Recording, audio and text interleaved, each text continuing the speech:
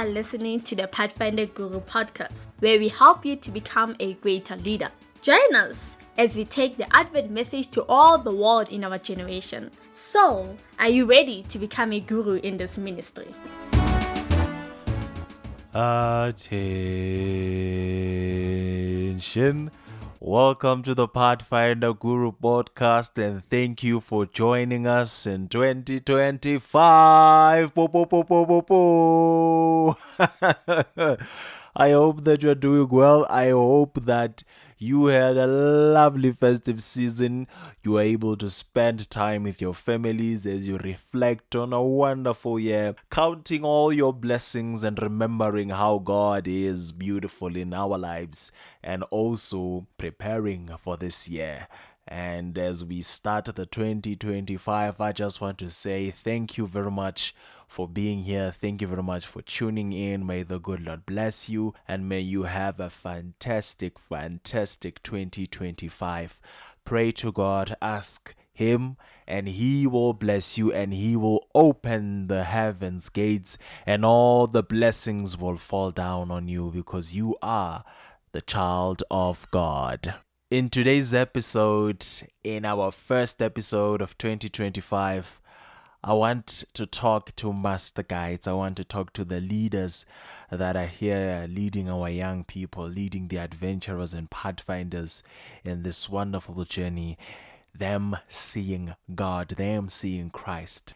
You know, as I was doing my TikTok videos, as I was speaking, I was teaching about a lot of things.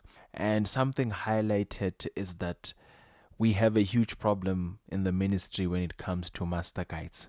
And it's upon us to step in and do the work that God has called us. I strongly advise master guides to put your uniform where you can see it every day. When you open your closet, where it can push you, where it can ask you to say, what have we done? What can we do to ensure that children are safe under the shadow of God's wonderful wings? I understand it's hard becoming a leader at a time like this. I understand that, the world, and to deal with a lot of things in a personal life, and you think that this is the time for you to back down. I'm not saying that. Sometimes life gets in the way. Sometimes things get in the way. But we should rise up because we have a greater calling. We have people that are looking up to us. We have children that are expecting a lot from us. And once we are consistent in their life, in each and everything that we do, they will see that indeed there is a God that we serve. Now, to pathfinders, we have to ensure that they transition well in things that they're doing in their life and as they're going to senior youth. In adventurers, we are strengthening them, strengthening their faith, strengthening their decision making so that they are able to stand throughout the storm. That is our duty, one of our duties that we have. And once we understand that we have a greater calling, you will buckle up your shoes and you will start marching forward, irregardless of anything that happens to you. Now, to master guides who are saying, I don't know where to start. How do I start? I'm just going to talk about a few things. This is an open conversation. It's not things that we need to think hard about. It's not things that you need to overthink about.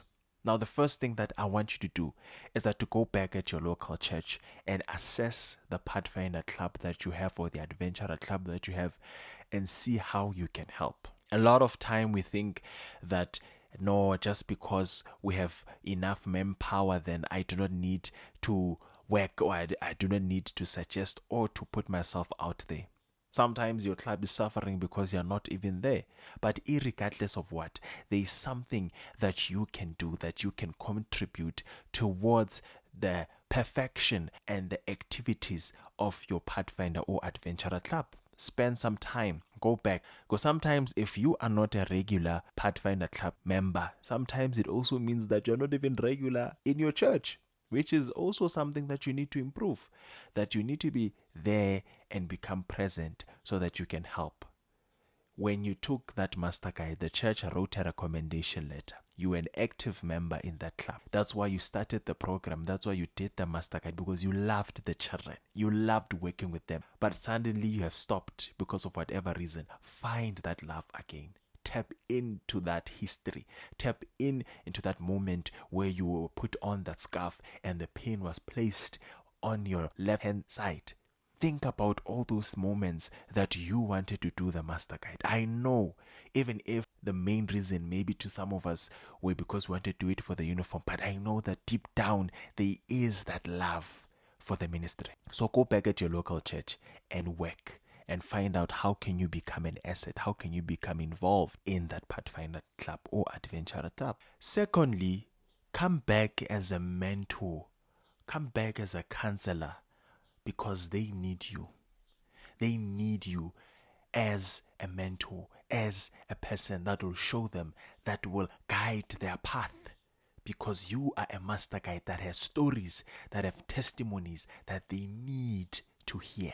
Let them find stories from you as a leader so that they are able to see that we are conquerors in Christ Jesus.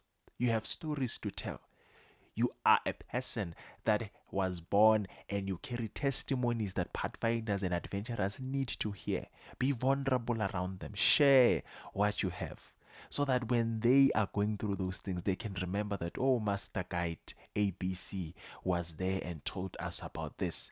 And because of this, I was able to overcome my personal challenges because of testimonies, because that the pathfinders saw a master guide that was there throughout their journey. Whenever they needed to make a difficult decision, you were there.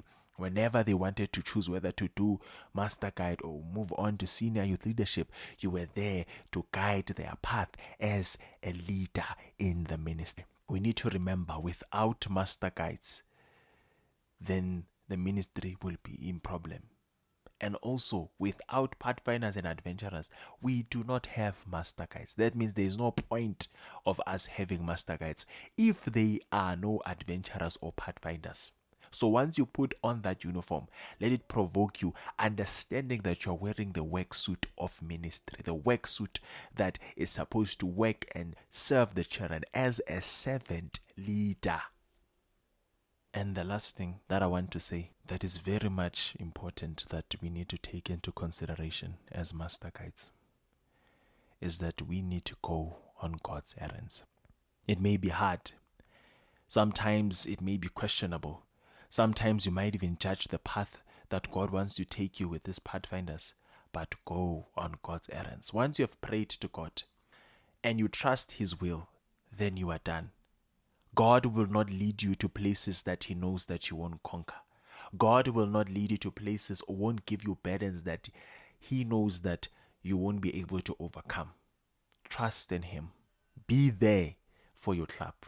At the end of the day, He will show you wonders. And I pray that God be with you. We are praying. Heavenly Father, we'd like to thank you for this wonderful day. We'd like to thank you for a leader that has listened to this podcast. Whether it's a leader that is having problems with leaders at their respective clubs, or it's a master guide that is saying, I need to find my way. We pray today that when all is said and done, you answer our prayers. We pray that master guides can be active again. Master guides can understand and relook their charge which they took so that they can work for this ministry, forgive their sins, and open their ways, so that when all is said and done, all honor and glory may go to Him. Thank you very much. This is our humble prayer in the name of the Father, the Son, and the Holy Spirit. Amen. Thank you very much for joining us in this episode, and may the good Lord be with you. Remember to go on God's errands. But for now, Happy New Year, and you are dismissed.